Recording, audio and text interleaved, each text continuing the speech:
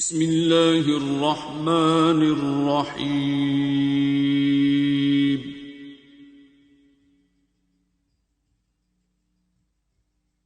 अर्रहमान।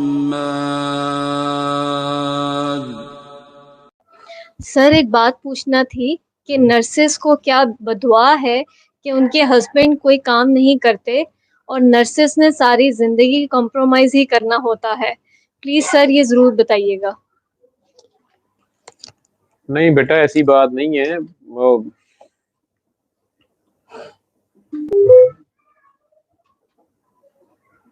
आपके सवाल में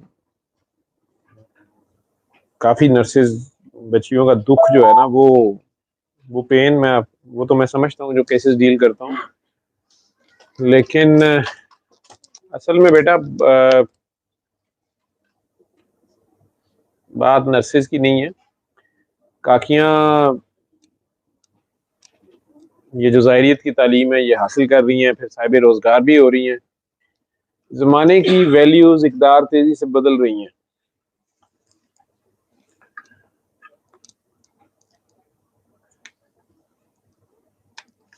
लोगों की सोच शायद मादा प्रस्ती की तरफ ज्यादा गई है। उसमें काकी अगर नौकरी करती हो या पैसे कमा, उसकी जॉब अच्छी हो, पैसे कमाती हो, तो कुछ मर्द हजरात या उनके घर वाले उनकी अप्रोच होती है कि ठीक है पैसे घर आएंगे। हालांकि दोनों अगर जॉब करते हैं या बिजनेस करते हैं, उन दोनों का वो तो अपना घर अगर वो चलाते हैं, ऐसे करना चाहते हैं। यूरोप में ज्यादातर ऐसे ही है। हमारे माशरों में खवातीन बिजनेस तो करती थी। बीबी खदीजा ज़िला तानो जो है सरकार दो आलम, उन्हीं का सामान जो है पहली बार लेके शाम, और वो सारा वो सौदागर थी बड़ी मशहूर। और बल्कि उन्होंने अपना बाद में सारा पैसा ही सरकार दो आलम ने जब बेसत की ऐलान कर दिया, इस्लाम के ऊपर जो भी मुश्किल वक्त आया, तो सब कुछ ही उन्होंने सरकार की नजर कर दिया। यानी बेसिकली अल्लाह के लिए, अल्लाह के उस मिशन के लिए सरकार जिसके ऊपर डटे खड़े थे।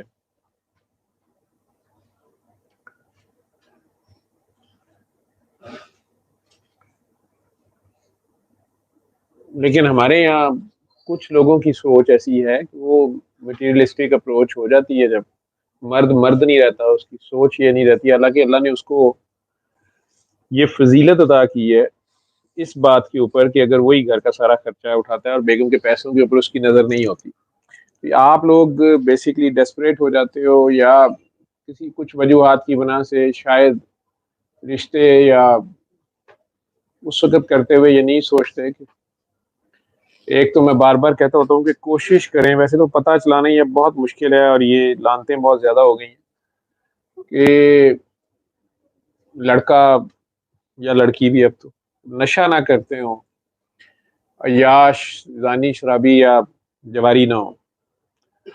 कोशिश करें ये पहले पता कर लें, क्योंकि ये मर्द की, मेरे नज़दीक मर्द का ज़ाहिरी हुस्न, गोरा रंग या कुछ नहीं देखा जाता। मर्द का कैरेक्टर उसको मर्द बनाता है। तो अगर तो वो मर्द है तो उसको अपने जोरे बाजू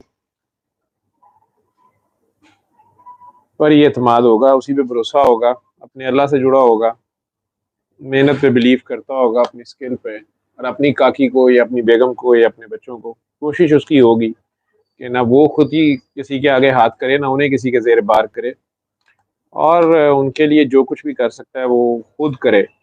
हाँ, अगर काकी उसके साथ हाथ बटाती है, ये एडिशनल उसका रोल है। काकियां कई बार बताती नहीं है घर का बहुत कुछ। वो घर में बैठे बैठे मुख्तलिफ हुनर सीखती थी खवातीन। और आजकल तो ऑनलाइन बहुत कुछ हो सकता है, लेकिन उसमें भी अफसोस है कि ऑनलाइन आजकल मर्द भी और औरतें भी आपस में उल्टे सीधे मुआशरे चल रहे हैं, घर खराब हो रहे हैं। लेकिन मेरा मैसेज फिर वही है, अल्लाह। मैं कहता हूँ ना कि हम सब कहते हैं अल्लाह है, और एक दूसरे के ऊपर इस्लाम की धौंस भी डालते हैं, इसने इस्लाम की कदर नहीं की, इसने जनाब अजान में ये बोल रहा था, फलाना था, ढींगड़ा था, इसकी दाढ़ी छोटी है, इसकी नहीं है, खुद चाहे कलमा भी ना आता हो। लेकिन ये सारी बातें बाद में थी। सरकार दो आलम तो अल्लाह मनवा रहे थे, अपने साथियों को बेसिकली उस अल्लाह की बात कर रहे थे जिसका लात मनात अज़ा से कोई रिश्ता नहीं था। वो खालिक और मखलूक का फ़र्क समझा रहे थे और मखलूक को कह रहे थे कि अपने आप को पहचानो, अपने आप से प्यार करो यार, वो तुम्हारे अंदर ही ना कहीं हो, वो तुम्हारे साथ ही है। जब तुम्हारे साथ वो है तो तुम्हें किसी का मोहताज और किसी से डरने की जरूरत नहीं होनी चाहिए, किसी का खौफ नहीं होना चाहिए, ना किसी का मोहताज होना चाहिए। ये वो असल मैसेज था। और उन्होंने वो जो अपने साथियों से मनवा लिया, उनको भी ईमान के उस दर्जे पे खड़ा कर लिया कि वो कहता ना कि मोमिन है तो बेतैग भी लड़ता है सिपाही, काफिर है तो शमशीर पे करता है भरोसा। तो ये इकबाल की बात बड़ी गहरी है। वो शमशीर पे भरोसा, हमारे वेपन्स उनके मुकाबले में ये नहीं है, या हमारे पास अब वेपन्स है, अब हम ये कर लेंगे और वो कर लेंगे, तो ये उसको वो कुफर कह रहा है, क्योंकि यही शिर्क है। जंगें जो हैं वो हथियारों से नहीं लड़ी जाती, तादाद में ज्यादा और कम होने से फैसले नहीं होते। अल्लाह ने कई बार दिखा दिया कि कम तादाद वालों ने ज्यादा तादाद वालों को शिकस्त फाश दी अगर वो हक पे डट गए। तो तेरा जो सवाल है इसने मुझे तकलीफ, हालांकि मैं ये केसेस रोज डील करता हूँ, लेकिन बेटा ये सिर्फ नर्सेज का नहीं, ये तो मेजॉरिटी वर्किंग लेडीज का, बल्कि जो ना भी वर्किंग लेडीज हो, अगर उनके माँ बाप या भाई वगैरह कोई जरा अफोर्डिंग क्लास हो तो कई बेगैरत कहते हैं कि पीछे से पैसे लेके आओ। वो काकियां भी गलत हैं जो अपने मर्दों के पैसे या उधर से चीज निकाल के पीछे अगर उसकी इजाजत के बगैर कुछ भी देती है, उसकी इंफॉर्मेशन से दें अगर देना तो। और वो भी गलत हैं जिनको अगर मर्द उनके ब्लैकमेल करते हैं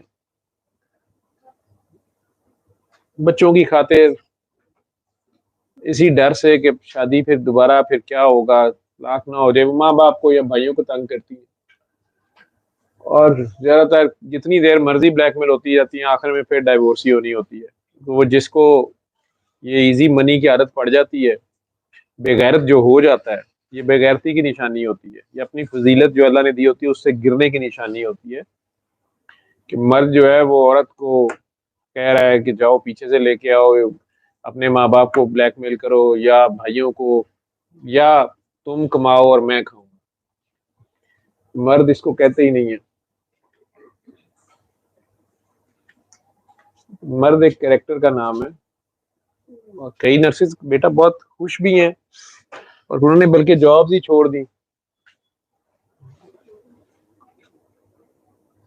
बल्कि एक काकी जी इत्तेफाक हाउस में मेरे साथ होती थी, उन्होंने शादी के बाद काम छोड़ दिया, उनके मियाँ ने कह दिया कि नहीं आपने नहीं करना, मैं खुद ही कमाऊंगा।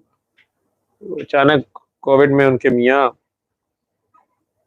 की डेथ हो गई, बच्चे उनके जवान एजुकेशन ले रहे। किसी तरह रोते रोते उनका मेरा फोन आया कि सर मेरी जॉब का बंदोबस्त कर दे, मैंने सब कुछ छोड़ दिया हुआ है, कहीं जॉब मुझे मिल जाए, मैं आप बच्चे कैसे पढ़ेंगे। वो एक दो जगह मैंने कहा तो वही बात थी कि जी इन्होंने तो इतने साल काम नहीं किया, कैसे काम करेंगी। मैंने कहा कि आपने जॉब छोड़ी हुई थी तो उन्होंने मुझे कहा कि वो सैयद थे और उन्होंने मुझे कहा था कि तुमने नहीं कमाना, मैं कमाऊंगा, मैं नहीं बर्दाश्त करूंगा कि मेरी बीवी जो है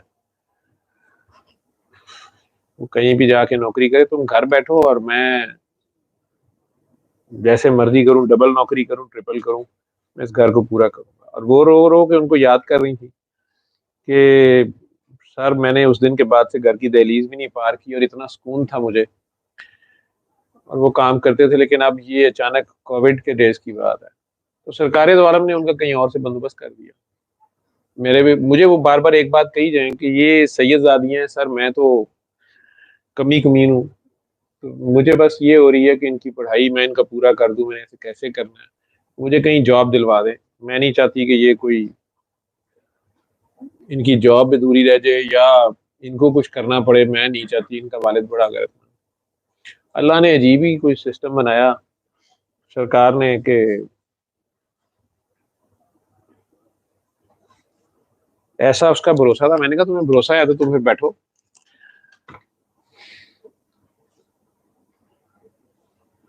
वो भरोसा करना बड़ा मुश्किल काम है, उस अल्लाह को मानना। मैं कहता हूँ ना, हम मानते नहीं, सब्र भी नहीं करते।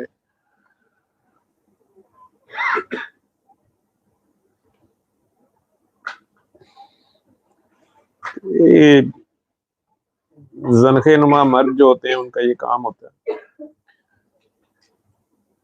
ये सिर्फ नर्सों से नहीं है, बल्कि मैं आपको बताऊं, सऊदीया में जब मैं था ना, तो रियाद में 2 साल रहा, तो वहाँ पर लेडी डॉक्टर्स और नर्सेज, इनकी एज बहुत ज़्यादा हो जाती थी। वहाँ सोच ये थी, और जो टीचर्स थी ना, उनकी बहुत जल्दी शादी होती थी। तो मैंने एक बार सऊदी था, उससे मैंने बात की, वो शादी कर रहा था, तो मुझे उसने बताया। मैंने कहा यार ये लेडी डॉक्टर बहुत अच्छी, तुम लोग सऊदी हो, और ये इतनी, हमारे साथ एक कोलीग थी, तो मुझे लगा। तो फिर वो मुझे, उसने भी समझाया कुछ दूर, जो पुराने पाकिस्तानी हमारे थे, उन्होंने कहा कि जी ये लोग लेडी डॉक्टर या नर्सेज को बिल्कुल शादी नहीं करते, या बड़ी मजबूरी में करते हैं। तो लेडी टीचर्स का इसलिए यहाँ पे हाईएस्ट रेटिंग है कि वो कमाती हैं, लेकिन उनका मेल से कोई इंटरेक्शन नहीं है। तो नर्सेज और लेडी डॉक्टर्स, ये तो बेचारी यहाँ पे बूढ़ी हो जाती हैं, ये कहते हैं कि लो, ये तो मेल्स को डील करती हैं, हमने नहीं इनसे शादी करनी। ये भी अप्रोच है यहाँ पर। मैंने 2-3 बार, आप लोगों में से किसी ने मेरे से पूछा कि सर मैं यहाँ शादी करने लगी हूँ, मेरा पहला सवाल ही ये होता है कि वो करता क्या है, वो खुद कितना कमाता है, और ये जो तुम्हारे इर्द गिर्द चक्कर काट रहा है ना और खाने बाग दिखा रहा है, जो तुम्हारी सैलरी है ना, ये उसकी बात हो रही है। ये बातें पहले क्लियर करो। तो वो बेचारी डेस्परेट इस सेंस में होती है कि सर भाभियां आ गई हैं, वो बर्दाश्त नहीं कर रही, मेरी एज ज्यादा हो रही है। ये सारी कहानियां हैं बेटा। मैंने आपको कहा ना कि असल इस्लाम, असल अल्लाह और नबी, उससे तो बहुत दूर आ गए हैं। जब फंस जाते हैं तो फिर अचानक वो याद आते हैं। बहुत पहले गोरों के किसी फिलोसफर ने कहा था, God is long dead. Allama Iqbal के जानने वालों में से था। तो बड़े हमारे भी यहाँ के बड़े बड़े फिलोसफर आज भी उसको कोट करते हैं। और एक बार एक बहुत बड़े स्कॉलर हैं, तो उन्होंने मुझे यही बात कही थी। मैंने मैंने कहा था, वो वहीं से यूरोप से आए थे, ब्यूरोक्रेट थे हमारे, रिटायर हो गए, तो मेरे से ही बात कर रहे थे।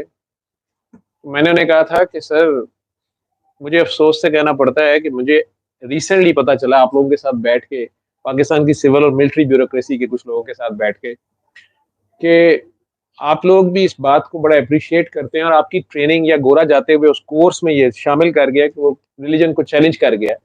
और आप में से बहुत कम लोग हैं जो इस बात को चैलेंज करने पे या निगेट करने पे तैयार होते हैं, बल्कि इसको, ये मॉडर्निज्म की निशानी है। तो आपने भी कोट किया कि आप इसके बारे में क्या कहते हैं, देखें वो तो इतने साल पहले तरक्की पा गए। कहते हैं डॉक्टर साहब मुझे इस बात का जवाब दें। मैंने कहा था, वो भी डॉक्टर थे, डॉक्टरी छोड़ के उन्होंने भी सीएसएस किया हुआ था। तो मैं कहा डॉक्टर साहब, गॉड इज नॉट डेड। उसने लिख तो दिया, God is long dead, actually it's the people who are long dead, and their God is also dead, but Allah is there. Sorry, हाँ, वी वी किल्ड हिम। हाँ, वो पूरा coat करें तो फिर समझे ना। बहरहाल, मैंने तो उन्हें आगे से जवाब दिया। तो मुझे कहते हैं डॉक्टर साहब, आप जिंदगी में वक्त निकाल के एक बार जरूर यूरोप अमेरिका जाइएगा, तो आपको जहनी बलूगत हासिल होगी।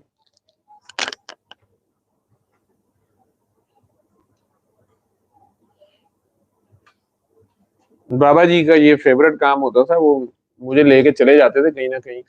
मैं बच्चा था, 35 ईयर्स एज थी, नया नया जोश था बाबा के साथ, जोश था या पता नहीं क्या था उनमें, उनके साथ कहीं भी चले जाना। और कहाँ से मुझे ये बातें आती थी, तो ऐसी जगह पे जाके उन्होंने बिठा दिया और यही बात उन्होंने कर दी। और बाबा जी ऐसे बगड़े बने होते थे कि जैसे सुन नहीं रहे, बाबा जी चुप सो रहे हैं, बीच में खराटे ले रहे हैं। और जवेद साहब जो हैं वो 3 4 5 जिमखाना में जो भी लगड़ बगड़ इर्द गिर्द उनके इकट्ठे हुए हुए हैं, कोई सर्विंग और कोई रिटायर्ड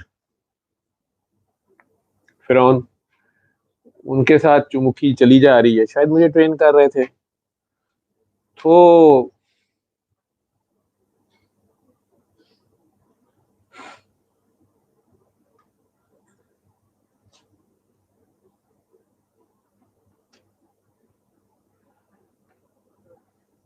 हम में से कोई भी लोग जिन तक कुरान और सीरत का मैसेज पहुंचा है, यूँ कह लो कुरान पहुंचा है, वो अल्लाह को कभी भी नहीं ये नहीं कह सकेंगे, ये बहाना नहीं चलेगा कि हमें समझ नहीं आई, हमें पता नहीं चला, हमें ठीक से पता नहीं था, किसी ने बताया नहीं, हमारे सामने कोई एग्जाम्पल नहीं थी।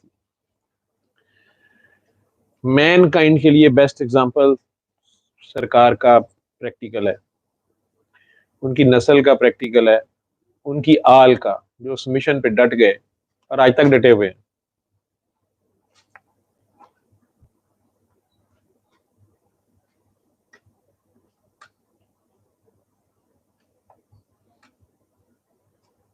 नहीं तो इसी तरह के जरखे पैदा होते हैं जो काकियों की कमाई खाते हैं, वीडियो बना के एक दूसरे को ब्लैकमेल करते हैं, ना माँ की इज्जत जानते हैं, ना बहन की, ना बेटी की।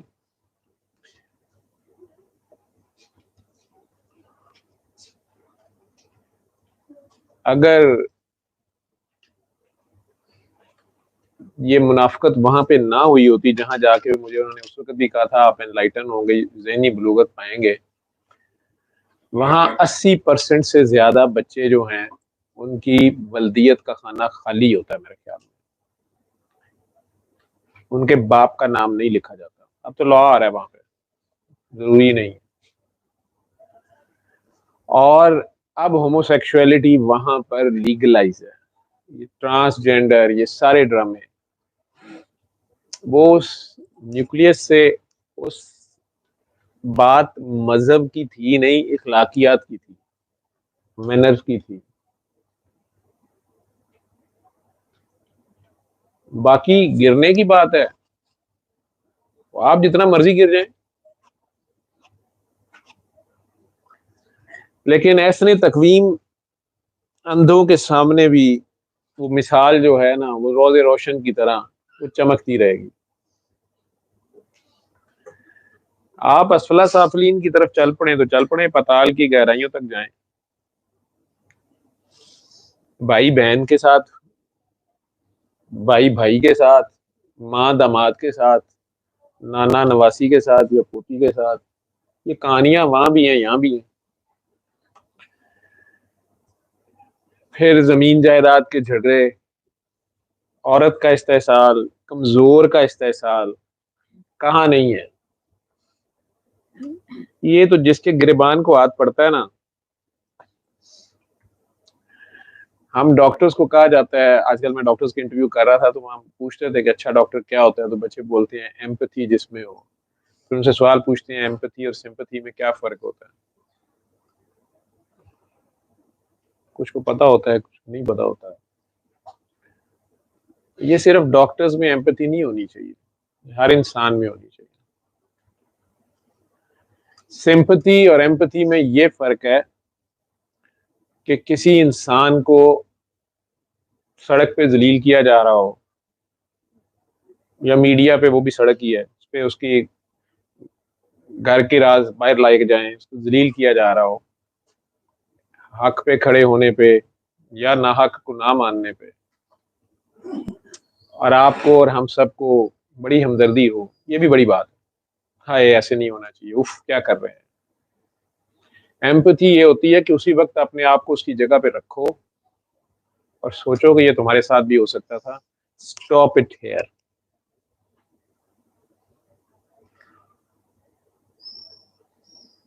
ये जो यूनिवर्स है ये बहुत जालिम है, मुझे बताने की जरूरत नहीं है, आप लोग मेरे से ज्यादा समझदार हैं। इसमें जो अमल करते हो ना वो इको वापस आती है, उसकी टकरा के आता जरूर है। तुम्हारी 7 नस्लों का हिसाब देना पड़ता है। उस वक्त हम जैसे सूडो फिलोसफर ये बातें करते नजर आते हैं, नहीं तो इस बच्चे का क्या कसूर है, God is long dead, God को इससे क्या है, गॉड कुछ नहीं कर रहा। जो तुम्हारे दादे ने, जो तुम्हारे परदादे ने लिखा था वो भुगत रहे हो। जब उसने किसी की बच्ची को, किसी के बेटे को सरे बाजार रुसवा किया था, नचाया था या बेगुनाह कत्ल किया था, उस सारे का वापस एको आ रहा है। फिलहाल अल्लाह तो अभी बीच में इंटरवेन कर ही नहीं रहा। हाँ, किसी मजलूम की आह निकल गई, कोई अदल पुकार उठा, किसी मजलूम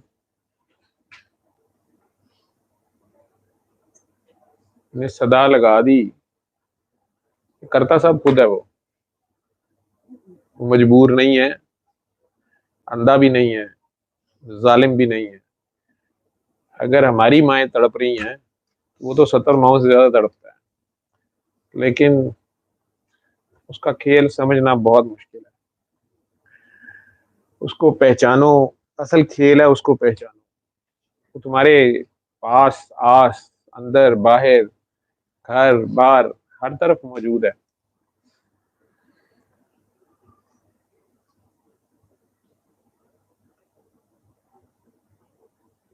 जलालत की इंतहा पे इंसान चला गया। सरकार दो आलम की मिसाल, जिंदा मिसाल सामने होते हुए, ईसा अलैहिस्सलाम की जिंदा मिसाल सामने होते हुए, मूसा अलैहिस्सलाम की स्ट्रगल की जिंदा मिसाल सामने होते हुए, इब्राहीम अलैहिस्सलाम जैसे बच्चे के डट जाने की मिसाल सामने होते हुए, कौन सी मिसाल है? यूसुफ अलैहिस्सलाम की हया, पाकी, कितनों के नाम मैं दूं? मैंने उस दिन मिलाद पे पूछा था ना आपके सामने, हमारी फैमिली थी, सारी फैमिली थी, वो 70-80 लोग थे, बच्चे थे। सारे बच्चों से पूछ रहा था सरकारे दो आलम की क्या बात तुम्हें कोई अच्छी याद है, तो हर कोई कह रहा था वो प्यार, वो बस माफ बहुत करते थे, हमें ये बात बड़ी अच्छी लगती है, वो फॉरगिवनेस करते थे। मैंने हर बच्चे से ये पूछा था कि आप फॉरगिव करते हैं, घर वाले फॉरगिव करते हैं, सड़क पे फॉरगिवनेस देखी है? हर बच्चे को ये बात बहुत अच्छी लग रही थी और वो उनकी बात को कोट कर रहा था कि ये कुछ बहुत बड़ा उनका अमल है जो कि मतलब प्रैक्टिस ही नहीं किया जा सकता, कोई इतनी बड़ी बात है, प्रैक्टिस में नहीं था किसी के। और बच्चे तो नकाल होते, बच्चों ने वही सीखना है जो हम उनके सामने कर रहे हैं।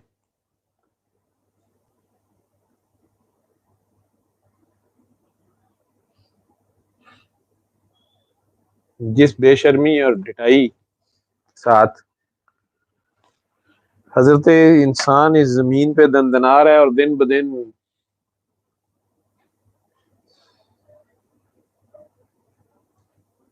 एक दूसरे को जलील करके,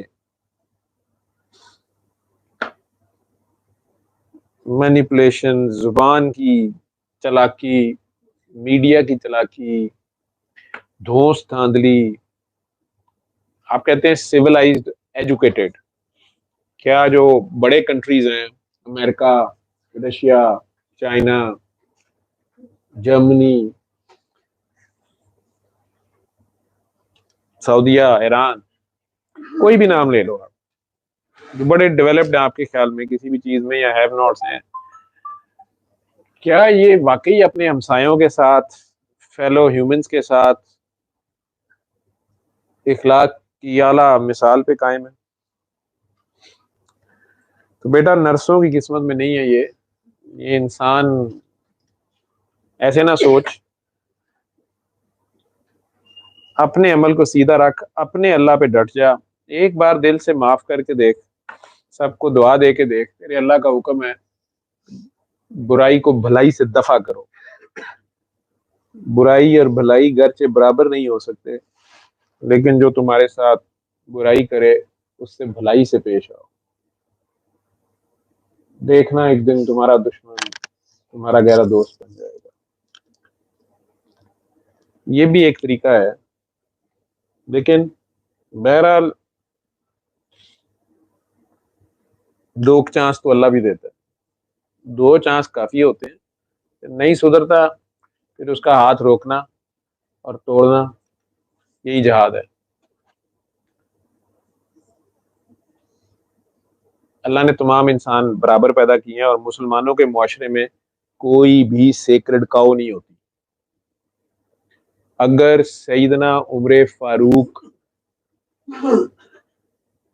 को मिंबर पे पूछा जा सकता है कि ये चादर तुमने कैसे पूरी की है, ये कपड़े तुमने कैसे बनाए, तो मुसलमान अगर जो कहते हैं अपने आप को, इनमें कोई भी इंसान किसी भी हुक्मरान, किसी भी ओहदेदार से पूछ सकता है।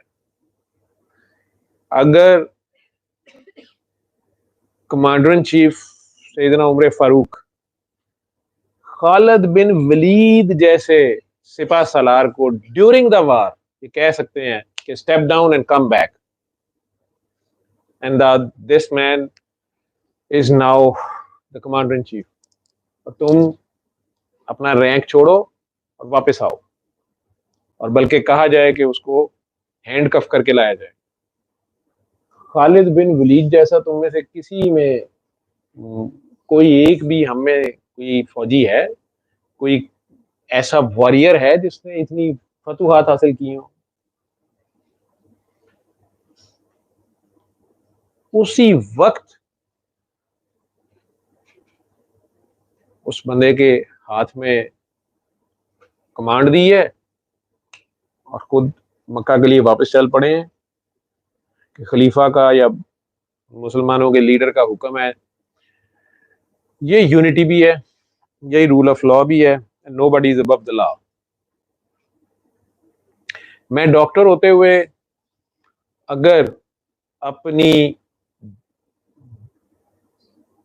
अथॉरिटीज को मिसयूज करता हूं, या खामद होते हुए अपनी बीवी को जानबूझ के जलील करता हूं कि वो कमजोर है, यतीम है, या गरीब घर से है, या वो उस बच्चे के हैं, वो बच्चों की खातिर वो छोड़ नहीं सकती, उसे कहता हूँ अपने भाई से पैसे लेके आ, माँ से लेके आ, फलां से लेके आ, या डॉक्टर होते हुए अपने मरीज को खामखा मैनिपुलेट करता हूँ कि उससे पैसे ज्यादा निकलवाने के लिए उसके इलाज में मैनिपुलेशन करता हूँ, ये सारियां एक ही किस्म की बगैरतियां हैं। जिस भी ड्यूटी पे अल्लाह ने मुझे खड़ा किया है, जो भी मेरे राइट्स हैं और जो मेरी ड्यूटीज हैं, वो करते हुए अगर मैं अल्लाह रसूल को भूलता हूँ, या मैं किसी सरकारी ओहदे पे हूँ, किसी भी सरकारी ओहदे पे हूँ और अपनी पावर्स को गलत यूज करता हूँ, मैं एक थानेदार हूँ, लेकिन मैं सिर्फ और सिर्फ अपने सीनियर्स को खुश करने के लिए मैं कोई नशई बेचारे उन्हें पकड़ पकड़ के और मैं टॉर्चर कर करके उनसे इतराफ़ जुर्म करवाता हूँ, या किसी एक साहब को खुश करने के लिए किसी की भी इज्जत का जनाजा रोल देता हूँ, उसके ऊपर 3rd डिग्री टॉर्चर करता हूँ, ये सारी चीज़ें शिरक में ही आती हैं। आप उस वक़्त खुदा बने होते हैं, फ़िरौन बने होते हैं, चाहे आप एक खामद बने हुए हों, चाहे आप एक डॉक्टर की ड्यूटी कर रहे हों, किसी फीमेल पेशेंट को खामखा एक्सपोज़ या टच कर रहे हो कि नहीं मुझे इस तरह चेक करना है और उस तरह चेक करना है, या उसकी मजबूरी की कीमत उसका खामखा ऑपरेशन या खामखा प्रोसीजर कर रहे हो, या किसी ड्रग कंपनी को खुश करने के लिए आप उसको खामखा दवाइयाँ या प्रोसीजर लिख रहे हो, ये किसी भी तवाइफ से घटिया हरकत है। आप लोगों से तवाइफ गैरतमंद है, वो कम से कम अपने खून पसीने की कमाई खाती है, जो गाहक से डील करती है वो उसको पूरा करती है, फिर फर्दर नहीं मैनिपुलेट करती।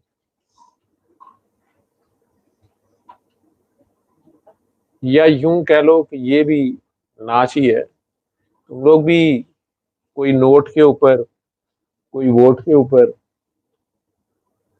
नाच रहे हैं उसकी थाप पे। असल में 1400 साल पहले ये इस्लाम आया तो मजलूमों के लिए था, लेकिन हम खुद ही जालिम बन गए, तो मजलूमों तक अभी तक पहुंचा नहीं, ना पहुंचने देते हैं। उस इस्लाम को कहाँ कोई मान रहा है, उस अल्लाह को, उस नबी को। अल्लाह और नबी को मानना, उनके हुक्म को मानना, उनके रास्ते को अपनाना है, उनको हर वक्त हाजिर नाजिर मौजूद समी अलीम बसीर मानना है। जितना कैमरे से और वीडियो से डरते हो उससे ज्यादा उसको मानना है। यार वो देख रहा है, shame on us, shame on you. जो सारे इन कैमरों से इन वीडियो से तो डरते हैं, अल्लाह से नहीं डरते।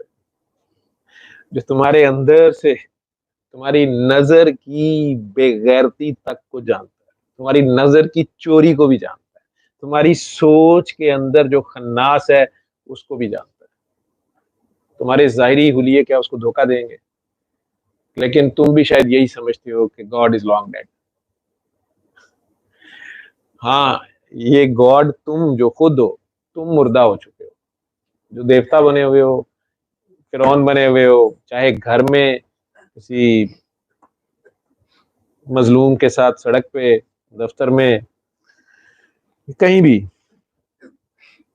तुम मुर्दा हो क्योंकि तुम्हारे दिल मुर्दा है। हम डॉक्टर्स ब्रेन डेड के ऊपर डेथ सर्टिफिकेट नहीं देते। ब्रेन डेड पेशेंट वेंटिलेटर पर पड़ा रहता है अगर उसका हार्ट चल रहा हो, पूरी दुनिया का रूल है। लेकिन अगर हार्ट रुक जाए तो फिर हम कहते हैं ही इज डेड। यही हाल अल्लाह का है। ए नबी, ये मुर्दा हैं, इनके दिल मुर्दा हैं। दिमाग नहीं कहा उसने, दिल।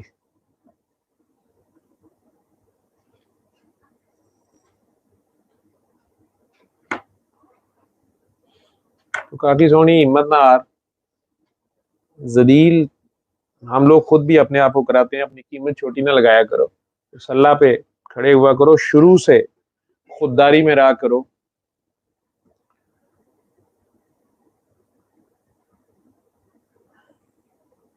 इस मुआशरे को तुम्हें आंखों में आंखें डाल के देखना पड़ेगा, ठीक है? अगर अपने अल्लाह और उसके रसूल के ऊपर डट जाओगे, ये बात याद रखोगे कि अल्लाह है ना, अल्लाह है ना, ठीक है, तो फिर तुम अकेले भी रह जाओ तो घबराना ना।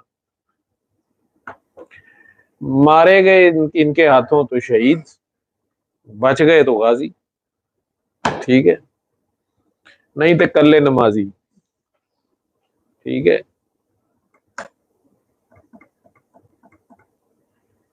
ये नेकियां मुंह मशरिक या मगरिब को करने का नाम नहीं, वो कह रहा है बात। हलाकत है इन नमाजियों के लिए, मुसल्ले वालों के लिए, जो मजलूमों का साथ नहीं देते, जो हक पे नहीं डटते, जो यतीम, बेवा, मस्कीन, मुसाफिर, कैदी, मजलूम की मदद को नहीं आते और रोजमर्रा इस्तेमाल की चीज मांगने पे नहीं देते। इतनी सी मुआशरत की गलती के ऊपर भी वो सारी नमाज को कह रहा है कि हलाकत है, क्योंकि ये उसकी पहचान ही नहीं। علم القرآن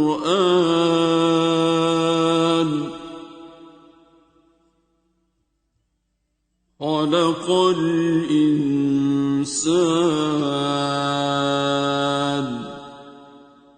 علمه